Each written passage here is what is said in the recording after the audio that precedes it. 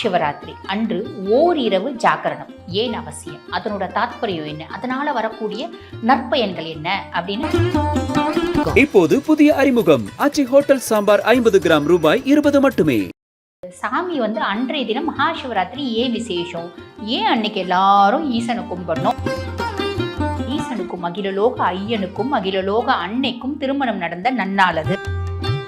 ஈசன் அன்றைய தினம் நிஷ்டையிலிருந்து கண் விழித்து தன் பக்தர்களை பார்க்கிறார். வாசுகி விஷத்தை கக்கறா. அப்ப ஈசன் தான் பாத்தீங்கன்னா அந்த விஷத்தை அருந்துறான். உலகத்துல இருக்க ஒவ்வொரு புல் பூண்டு செடி அத்துணைக்கும் கடவுள் யாரு? ஈசன். அவனை அழிக்கும் கடவுள்னு கொடுத்திருக்காங்க. அவன் தான் காத்து ரட்சிப்பான். சிவனை வழிபாடு பண்ண அதி உன்னதமான நாள் மகாசிவராத்திரி. மகாசிவராத்திரி அன்னைக்கு நீ கண் விழிக்கிற உனக்கு என்னெல்லாம் கிடைக்கும்? ரொம்ப தொன்மையான சிவாலயங்கள்ல பாத்தீங்கன்னா இந்த முசுகுந்த அர்ச்சனை அப்படின்னு செய்வாங்க. அது என்ன முசுகுந்த அர்ச்சனை? சிவராத்திரி அன்னைக்கு நம்ம ஈசனுக்கு வில்வார்ச்சனை செய்யும் போது நீ உலகத்துல என்னெல்லாம் கேட்கிற அத்துணையும் கிடைக்கும். அன்றைய தினம் சிவனை வழிபாடு பண்ணுங்க. எப்படின்னா வழிபாடு பண்ணுங்க. ஈசன் கோயில்ல போய் சும்மா கூட உட்காருங்க, பெரிய பலன் அப்படின்றது நிதர்சனமா கிடைக்கும். அது இது அப்படி இப்படின்னு எப்படி பார்த்தாலும் இதுதான் ஹிட்டான ஆஃபர்.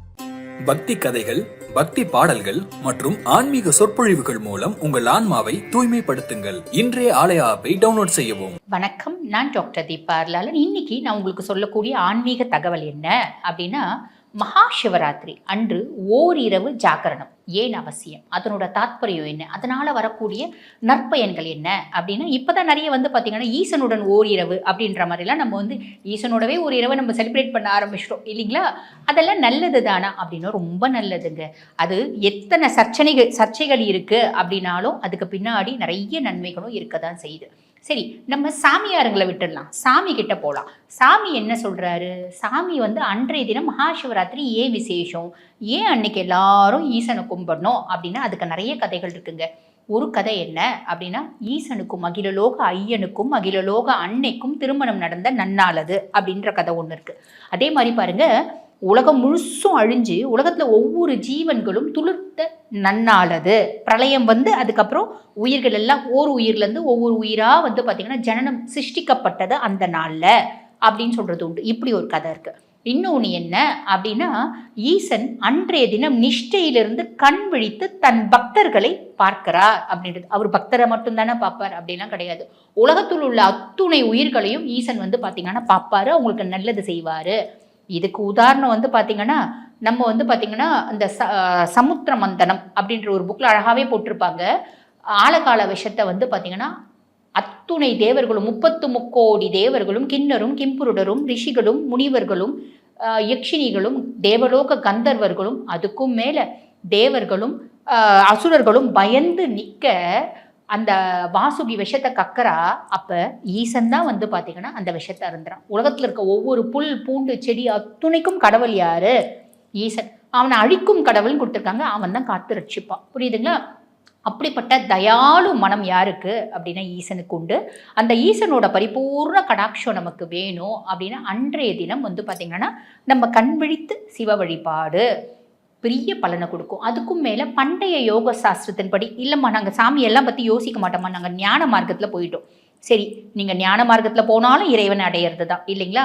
சுத்த வெளியோட நீங்கள் கனெக்ட் ஆகுறீங்க. அப்படி ஞான மார்க்கத்தில் போகிறீங்க அப்படின்னாலும் அன்றைய நாள் மகாசிவராத்திரி அன்றைக்கு, அதாவது ஒவ்வொரு சந்திர மாதத்தினோட 14வது நாள் சிவராத்திரி அன்றைய தினம் பார்த்தீங்கன்னா உடல் உள்ள ஆற்றல்கள் எல்லாம் மேல் நோக்கி பாயும் அப்படின்றது நிதர்சன உண்மை. மகாசிவராத்திரி அன்னைக்கு அது பன்மடங்கு அந்த ஆற்றல்கள் மேல் நோக்கி பாயும். அப்ப பொதுவா இந்த ஞான மார்க்கத்துல இருக்கவங்களாம் சொல்லுவாங்க ஸ்பைன் எரெக்ட், நம்ம முதுகு தண்டோட நேரா இருக்க மாதிரி தான் இருக்கணுமே தவிர சாஞ்சி இருக்கக்கூடாது, ஆற்றல்கள் நமக்கு அளப்பரிய வரத்துக்கு அப்படின்னு சொல்லலாம். சரி, இப்போ நம்ம பாத்தீங்கன்னா அந்த ஞான மார்க்கத்தில் இல்லாம பக்தி மார்க்கத்துல சொல்லலாம். இந்த பக்தி மார்க்கத்தில் பார்த்தீங்கன்னா நம்ம சொல்லணும் அப்படின்னா, சிவனை வழிபாடு பண்ண அதி உன்னதமான நாள் மகாசிவராத்திரி. உலகத்திலேயே மகாசிவராத்திரிக்கு ஈடு இணையான ஒரு நல்ல நாள் அப்படின்றது எதுவுமே கிடையாது அப்படின்னு சொல்லலாம். அன்றைய தினம் மகாசிவராத்திரி விரதம் இருந்து வழிபாடு பண்ணுறது இதெல்லாம் நிறைய இருக்குது. மகாசிவராத்திரியோட பெருமைகளை நீங்கள் தெரிஞ்சுக்கோங்க. முதல்ல பாருங்க, இந்த மாதிரி நிறைய பெருமைகள் இருக்குது. அன்றைய தினம் நம்ம ஈசனை வழிபாடு பண்ணுறது அப்படின்றது பல விதமாக வழிபாடு பண்ணலாம். மகாசிவராத்திரி அன்றைக்கு உபவாசம் இருந்து நம்ம வழிபாடு பண்ணுறது சாயங்காலம் அந்த 4 கால பூஜையும் நம்ம செய்யறது, அதுக்கும் மேலே 4 கால பூஜையும் 4 சிவாலயங்கள்ல நம்ம தரிசனம் பண்ணுறது, இதெல்லாம் பெரிய பேர் அப்படின்னு சொல்லலாம். சரி, அதுக்கும் மேலே அதனோட பெருமை என்ன, அதனோட தாத்பரியம் என்ன, மகாசிவராத்திரி அன்னைக்கு நீ கண் விழிக்கிற உனக்கு என்னெல்லாம் கிடைக்கும். ஒரு உதாரணம் சொல்கிறேன். இப்போ பாருங்க, முசுகுந்த அர்ச்சனை அப்படின்னு சொல்லிட்டு நிறைய பார்த்தீங்கன்னா சிவாலயங்களில் செய்வாங்க.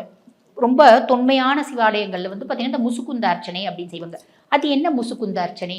ஒரு காலகட்டம், அதாவது பார்வதி தாயாரும் ஈசனும் பார்த்தீங்கன்னா கைலாயத்தில் சொக்கட்டா விளையாடிட்டு இருக்காங்க.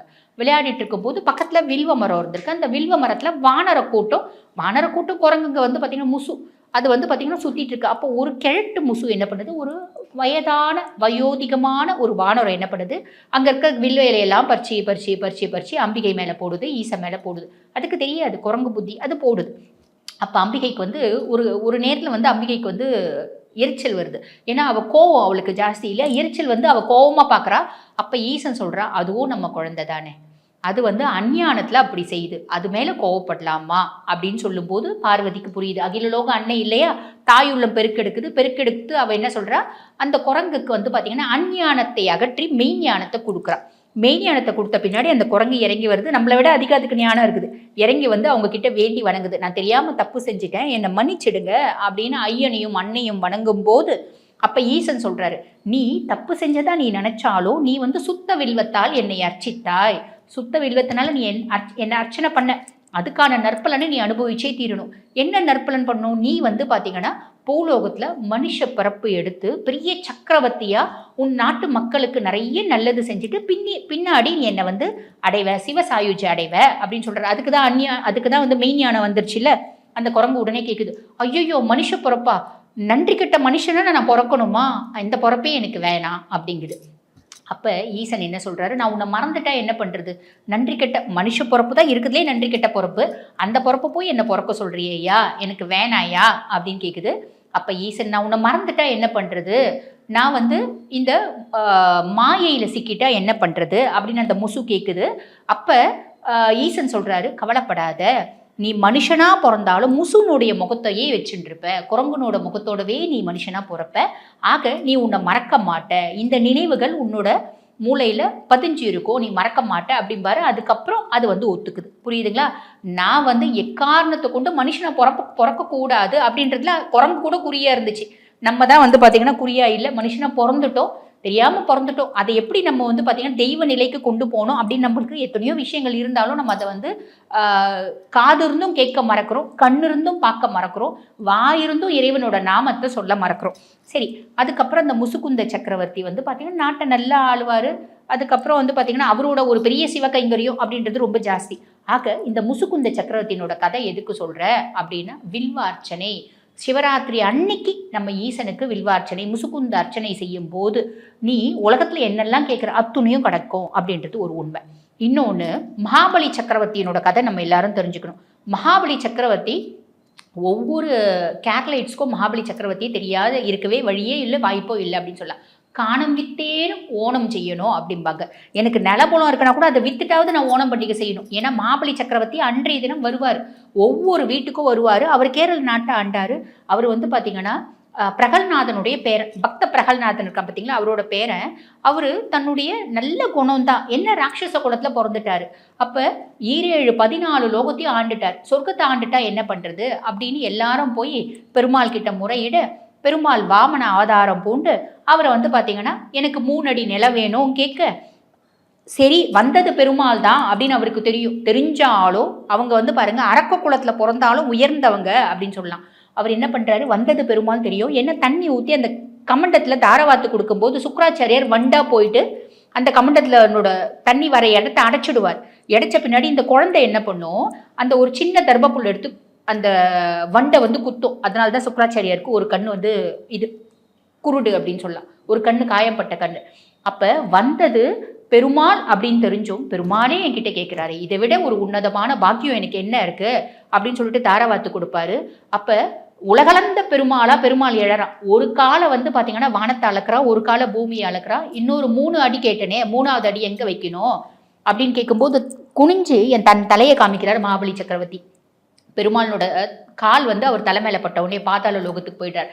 இருந்தாலும் அவரோட பக்தியை மக்களுக்கு உணர்த்தும் பொருட்டு அதே மாதிரி அவர் மக்கள் மேல வச்சிருந்த ஆசையினால அவர் நாட்டு மக்களை பார்க்கறதுக்கு ஓணம் பண்டிகை மாபலி சக்கரவர்த்தி இன்றளவும் வந்து பாத்தீங்கன்னா பூலோகம் வந்து அவர்களுடைய மக்கள்களை பார்த்து ஆசீர்வாதம் பண்ணிட்டு போறதா நம்பிக்கை, அது உண்மையும் கூட அப்படின்னு சொல்லலாம். மகாபலி சக்கரவர்த்திக்கு இந்த ஒரு அளவுக்கு அதிகமான அன்பு, தெளிவு, பராக்கிரமம் எப்படி கிடைச்சிச்சு அப்படின்னா அவருடைய பூர்வ ஜென்மத்துல அவர் எலியா பிறந்திருப்பார். எலி, சிவன் கோயில்ல ஒரு எலி. அந்த எலி என்ன பண்ணும், தேவேந்திரனோட தாயார் வந்து ஈசனை வழிபாடு பண்றா. அப்ப இந்த எலி சிவன் கோயிலே சுத்திங்குது, ஓடுது போடுது. எலி என்ன பண்ணும், ஓடிட்டே தானே இருக்கும். அந்த ஓடி போகும்போது அதனோட மூக்கப்பட்டு திரி கொஞ்சம் ஜெகஜோதியை எரிஞ்சிச்சு.